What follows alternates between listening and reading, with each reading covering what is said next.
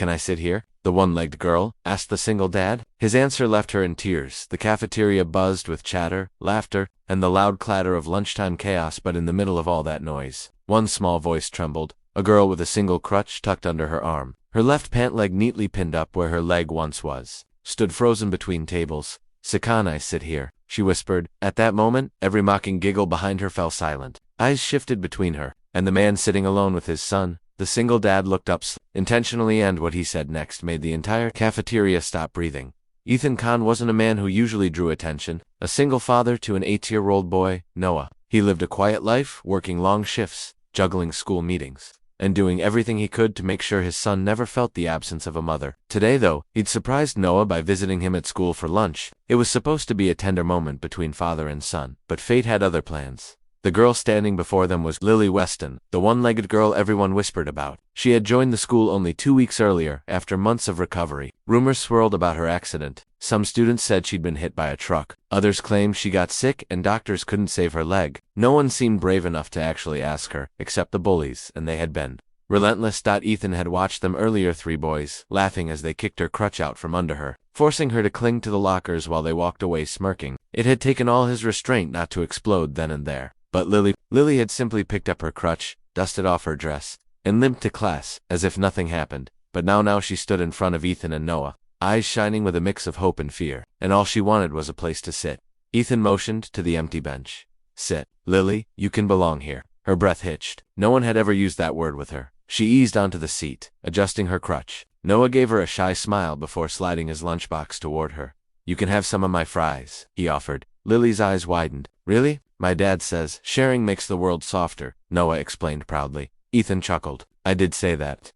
For a few minutes, lunchtime felt normal for Lily, almost peaceful, until shadows fell across the table. The bullies had arrived. "Wow," sneered Connor, the ringleader. "Didn't know this was the broken toys table." Lily stiffened. Noah grabbed his dad's sleeve. Ethan looked up calmly, but his gaze was sharp. Connor's friends snickered. "Careful, boys. If we sit here, we might lose a leg too."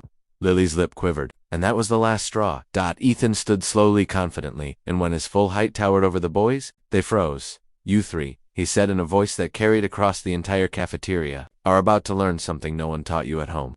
Connor crossed his arms, pretending not to be scared. "Oh yeah, like what?" Ethan leaned in, eyes burning. "That cruelty," he said, "is the loudest cry for help." A murmur swept through the cafeteria. "You think you're strong because you picked the smallest target?" Ethan continued. "But real strength, real courage, that comes from kindness, from lifting someone who's struggling, from being the person you hope others will be for you someday." The boys shifted uncomfortably. Students began whispering. Watching. Ethan didn't yell. He didn't threaten. He just stood there with the quiet authority of a man who had seen pain and survived it. "You have 60 seconds, he said, "to apologize. Not to me, to her. And not because I said so, but because it's the right thing to do." Connor tried to laugh, but his voice cracked. Ethan's stare didn't waver. The cafeteria's silence did the rest. Within seconds 43 to be exact, Connor swallowed hard and stepped forward. I'm sorry, Lily," he mumbled. His friends echoed him, voices trembling. Lily blinked in shock. No one had ever apologized to her before.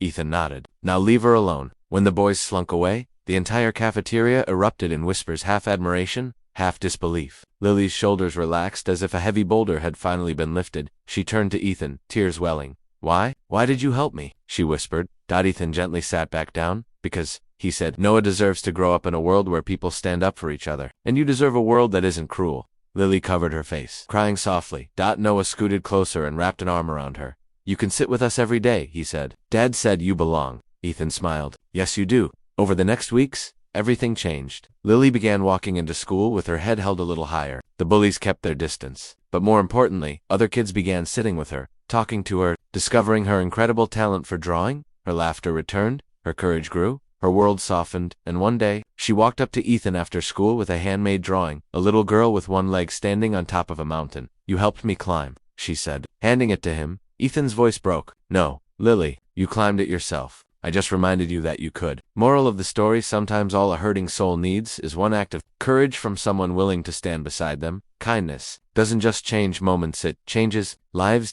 Be someone who makes the world softer.